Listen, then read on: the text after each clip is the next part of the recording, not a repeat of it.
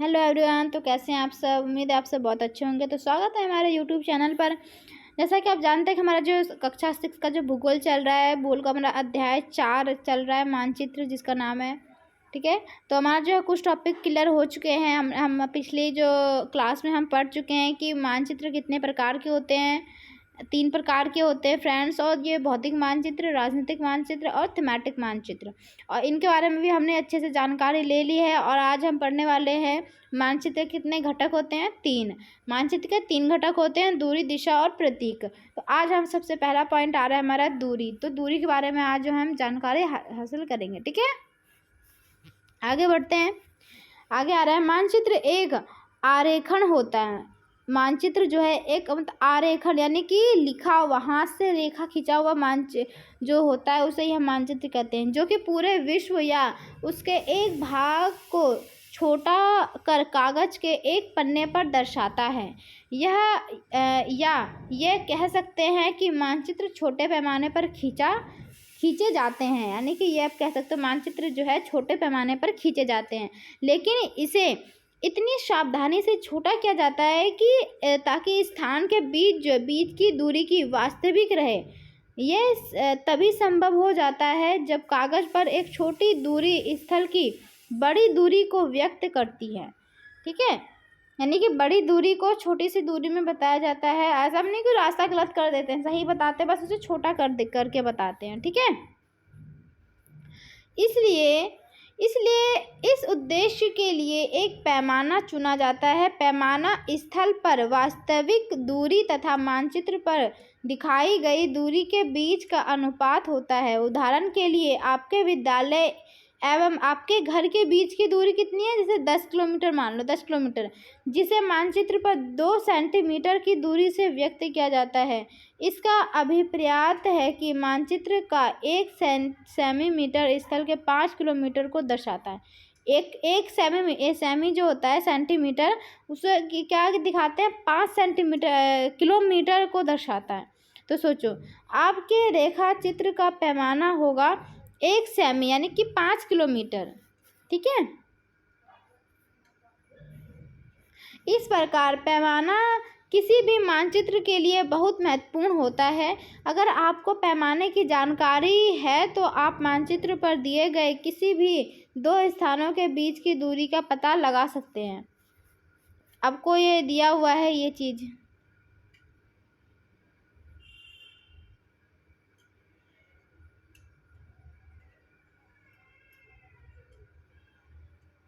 ठीक है, ये इसमें बता रहे ना, आओ करके सीखें। इसमें ये एग्जाम्पल दिया हुआ और ज़्यादा कुछ नहीं है। ठीक है, इसे छोड़ देते हैं, या आप पढ़ लेना, आप पढ़ सकते हैं इसको। उसके बाद आगे बढ़ते हैं। मैं आपको जो है पॉइंट बाय पॉइंट बस बताती हूँ। इसमें बस 1 सेंटीमीटर को इसमें जो दिखाता है ना, तो समझो उसका 5 किलोमीटर के बराबर होता है। बस ये चीज़ को आपको याद रखना है। ठीक है, आपसे अगर पूछ रहा है तो ये चीज़ आपको याद रखना है। अब 5 सेंटीमीटर दिखाता है, इसका मतलब 500 किलोमीटर तक दिखा रहा है वो दूरी। आप कभी मेट्रो से सफ़र करे होंगे तो आपने देखा होगा वहाँ पे मैप लगा होता है ना, तो उसे ही मानचित्र कहते हैं। बस उसमें आप रास्ता देख सकते हो, कौन कहाँ से ट्रैक हो रहा है, कौन कहाँ से जा रहा है, ये चीज़ है वहाँ पे, कैसे कैसे हम यहाँ पे जाना है। हाँ, जैसे आपको कहीं जाना है तो वहाँ पे मैप देख सकते हो, कहाँ तक कैसे जाएगा, रूट क्या है। ठीक है, तो इसी तरह से वही हमारा मानचित्र होता है। वही उसे रेखा जो पैमाना जो खींचते हैं वही होता है, वो सब छोटे पैमाने वाला मानचित्र कहते हैं। हाँ, यहाँ से जब देखते हैं, जब बड़े क्षेत्रफल वाले भागों जैसे कि महाद्वीपों या देशों को कागज पर दिखाना होता है, तब हम लोग जो है छोटे पैमाने का उपयोग करते हैं, और भी छोटे पैमाने का। जैसे कि उदाहरण के लिए मानचित्र पर 5 सेमी लिख देते हैं, यानी कि 5 सेंटीमीटर स्थल के है 500 किलोमीटर को दर्शाता है। इसको छोटे पैमाने वाला मानचित्र कहते हैं। ठीक है, छोटे पैमाने वाला बोल दे तो इस तरह का आप एग्जाम्पल देकर भी बता सकते हो। ठीक है, आगे बढ़ते हैं। आगे आता है जब एक छोटे क्षेत्रफल वाले भाग जैसे आपके गांव या शहर को कागज पर दिखाना होता है, तब हम बड़े पैमाने का उपयोग करते हैं। बड़ा पैमाना जैसे कि जैसे स्थल पर 500 मीटर है। मीटर की दूरी को मानचित्र पर 5 सेमी से दर्शाया जाता है। इस प्रकार के मानचित्र को बड़े पैमाने वाला मानचित्र कहते हैं।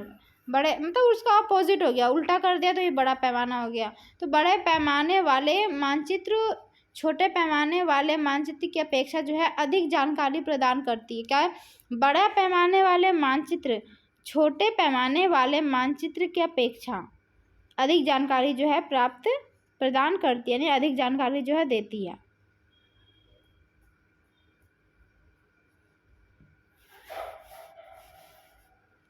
चलो अब आगे बढ़ते हैं।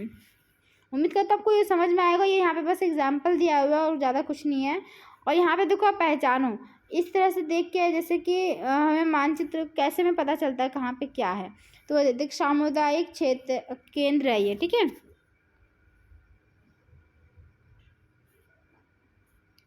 ये जो अब यहाँ पे है ना, ये यही चीज़ लिखा हुआ है यहाँ पे। एक बार पढ़ लो इसे। आओ चलो आओ पढ़ के इसे देखते हैं क्या है। 4.1 को देखिए, वहाँ एक पैमाना बना है। इसका उपयोग स्थानों के बीच की दूरी मापने में किया जाता है। उदाहरण के लिए एक कुआं एक वृक्ष के बीच की दूरी जो है 5 सेमी है। इसका मतलब होता है कि वास्तविक दूरी जो है 50 मीटर है। अब एक पोस्ट ऑफिस जो है एक करीम के घर ई के बीच की दूरी 12 सेंटीमीटर है। इसका मतलब है कि स्थल पर यह दूरी जो है 120 मीटर है। लेकिन आप एक पक्षी की तरह उड़कर सीधे ई से ए पर नहीं जा सकते, आपको सड़क पर चलना होगा।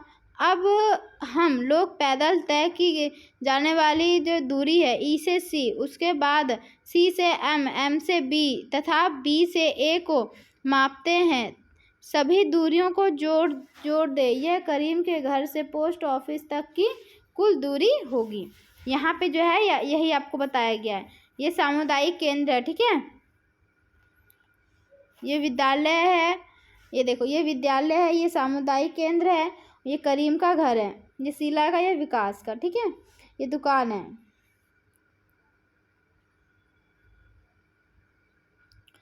तो इसको पोस्ट ऑफिस आने के लिए कैसे करना पड़ेगा? इसे ये उड़ के तो आएगा नहीं, तो यहाँ से क्या करेगा, ये यहाँ जाएगा, यहाँ से यहाँ जाएगा, यहाँ से यहाँ, यहाँ से यहाँ, फिर यहाँ से पोस्ट ऑफिस पहुँचेगा। पोस्ट ऑफिस को पीओ से दर्शाते हैं, ठीक है। और घास को, ये देखो घास को इस तरह से दर्शाते हैं, खेल का मैदान है ये। और पेड़ जो होता है, पेड़ को इस तरह से बना के इस तरह से वो कर देते हैं, तो ये पेड़ हो गया। इस तरह से भी करते हैं, है ना। तो इस तरह से ये जो होता है मैं डायो होता है, ये कुआं है, कुआं को ऐसे डॉट करके दिखाया जाता है, ये जो कुआं है हमारा, ठीक है। पेड़ हमारा बना हुआ है। तो ये था हमारा कुछ पैमाना था ये, ठीक है। अब दिशा के बारे में जो है हम पढ़ लेते हैं। दूसरा हमारा क्या है, मानचित्र का जो घटक में से हमारा दूसरा क्या है, दिशा। तो अधिकतर मानचित्र में ऊपर दाहिनी तरफ तीर का निशान बना होता है। आपने कभी नोट किया है? कभी भी उसे देखोगे तो उसमें तीर का निशान बना होता है। वो क्या दिखाता है, जैसे कि ये देख लो, ये देखो ये तीर का निशान बना हुआ, ये क्या दर्शा रहा है, ऊपर की तरफ जा रहा है। इसका मतलब क्या है, ये उत्तर, ये दिशा दिखा रहा है। कौन सी है? दिशा दिखा रहा है कि उत्तर के दिशा की ओर है। तो इस तरह से होता ही है, ठीक है। तो आप में कोई सा भी मैप होगा तो उसमें ऐसे दिशा दिखाते हैं, उसमें आप देख सकते हैं। उसके बाद हम वही दिशा के बारे में पढ़ने वाले को, दिशा कैसे दिखाया जाता है वहाँ पे।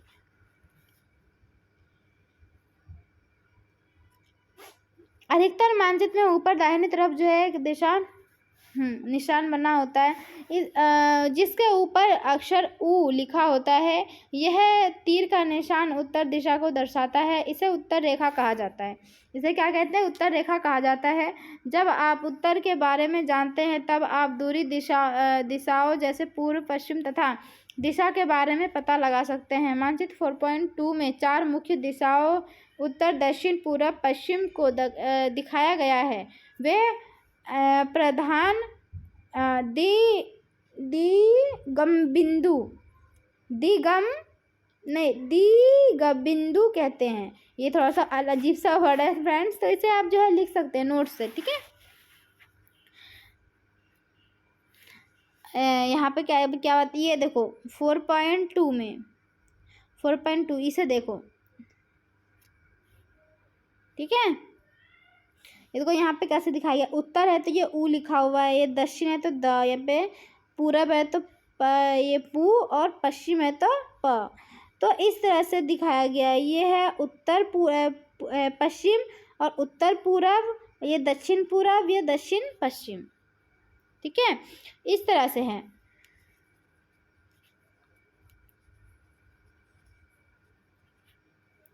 अब आगे बढ़ते हैं। बीच का 4 दिशाएं हैं, बीच का जो 4 दिशाएं जो मैंने आपको बताया, उत्तर दक्षिण है, दक्षिण पूरब ऐसे करके, तो उत्तर पूरब यानी कि ऊ और पू, और दक्षिण पूरब यानी द और पू, और दक्षिण पश्चिम तो द और प, और तथा उत्तर पश्चिम होगा तो ऊ और प होगा, ठीक है। इन बीच वाली दिशाओं की मदद से किसी भी स्थान की सही जो है स्थिति का पता लगाया जा सकता है। 4.1 से निम्नलिखित दिशाओं का पता लगाइए, वो उसमें जो है जैसे कि हमने उसमें देख लिया है, ठीक है।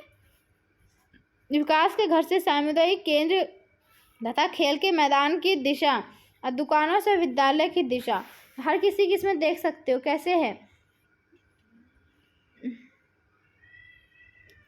ये स्कूल इनका यहाँ पे है, ये कैसे जाएगा, यहाँ से इस तरह से यहाँ पहुँचेगा। फिर खेल का मैदान यहाँ पे जाना होगा तो यहाँ, फिर यहाँ पे जाएगा, है ना। ये सामुदायिक केंद्र है, यहाँ जाएगा, ओह सॉरी फ्रेंड्स, ठीक है, सामुदायिक केंद्र के पास वहाँ जाएगा। तो इसी तरह से है। आगे बढ़ते हैं। आगे आगे हमारा और पॉइंट्स है, इसमें ये भी देख लेते हैं, ठीक है। हम दिक् सूचक की सहायता से किसी स्थान की दिशा का पता लगा सकते हैं। यह एक यंत्र है जिसकी सहायता से मुख्य दिशाओं का पता लगाया जाता है। इसका जो है चुंबकीय सुई की दिशा हमेशा उत्तर दक्षिण दिशा में ही होती है, हमेशा किधर होती है, उत्तर और दक्षिण दिशा में, ठीक है।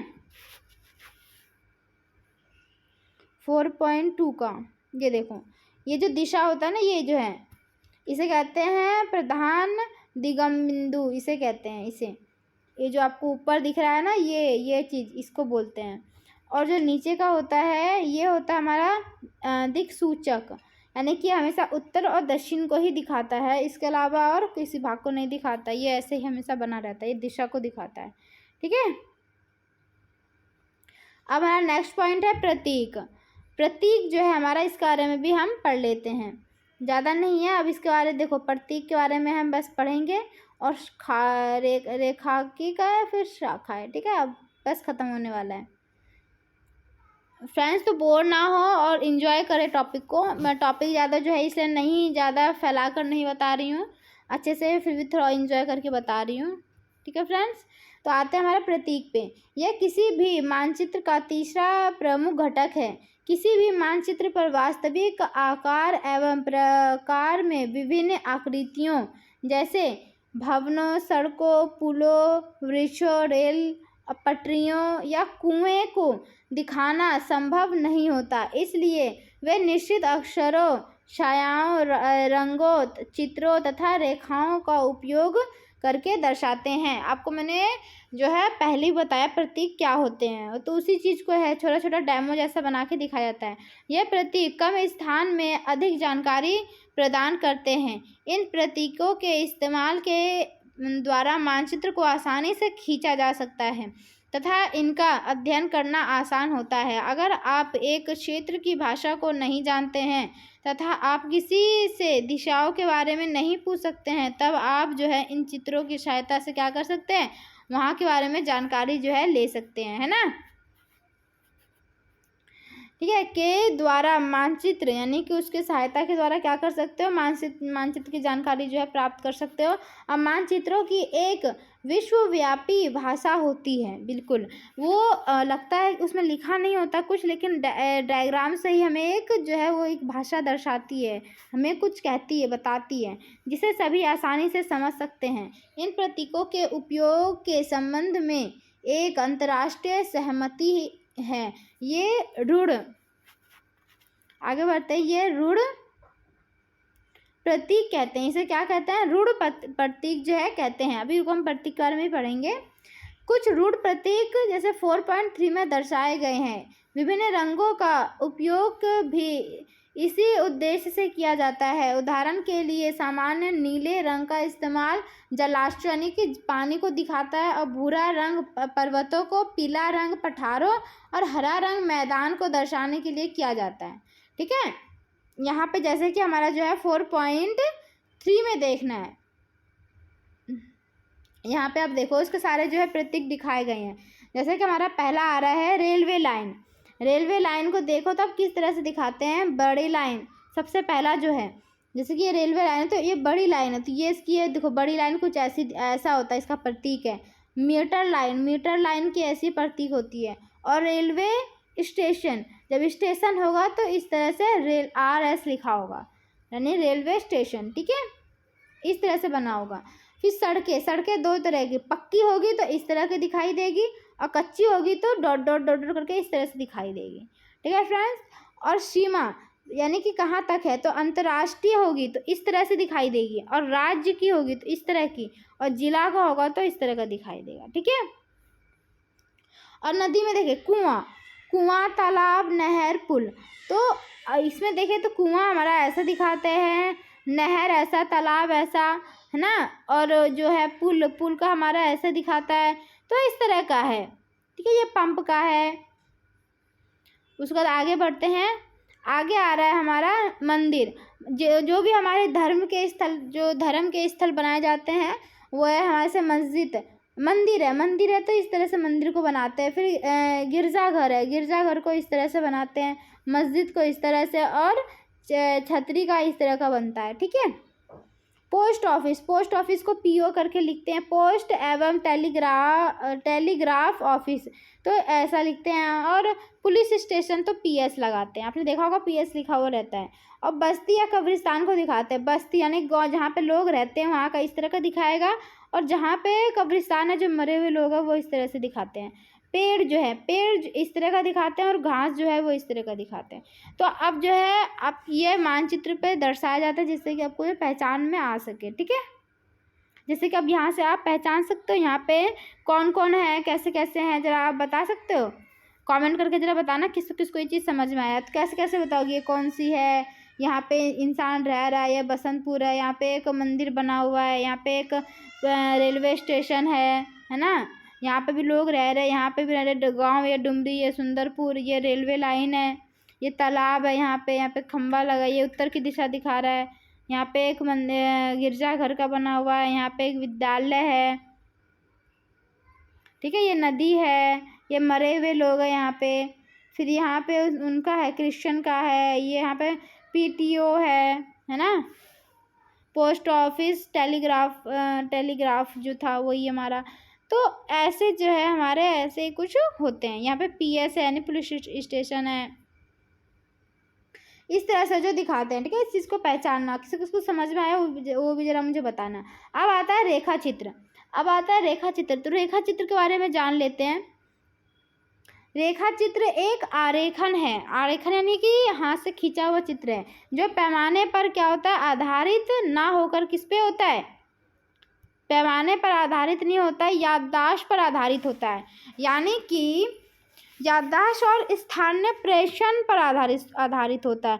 कभी कभी किसी क्षेत्र के एक कच्चे आरेखन की आवश्यकता वहाँ के एक स्थान को दूसरे स्थान के सापेक्ष दिखाने के लिए होता है। मान लीजिए कि आप अपने जो है मित्र के घर जाना चाहते हैं, ठीक है, लेकिन आपको रास्ते की जानकारी नहीं है, तो आपका मित्र अपने घर के रास्ते को बताने के लिए क्या करेगा, एक कच्चा आरेखन बना सकता है। तो इस प्रकार जो है कच्चे आरेखन को ही क्या कहते हैं, बिना पैमाने की सहायता से खींचा जाता है, तो इसे ही हमें क्या कहते हैं, रेखा चित्र, मानचित्र कहते हैं। ठीक है फ्रेंड्स, तो इसमें कुछ ज़्यादा नहीं था।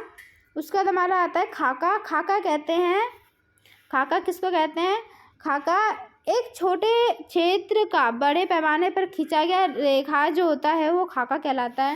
यानी कि छोटे पैमाने पर लिखा गया छोटा जो खाका और लिखा हुआ जो चित्र होता है, पैमाना जो बनाते हैं उसे हम खाका कहते हैं। एक बड़े पैमाने वाले मानचित्र से एक मिनट, सॉरी फ्रेंड्स।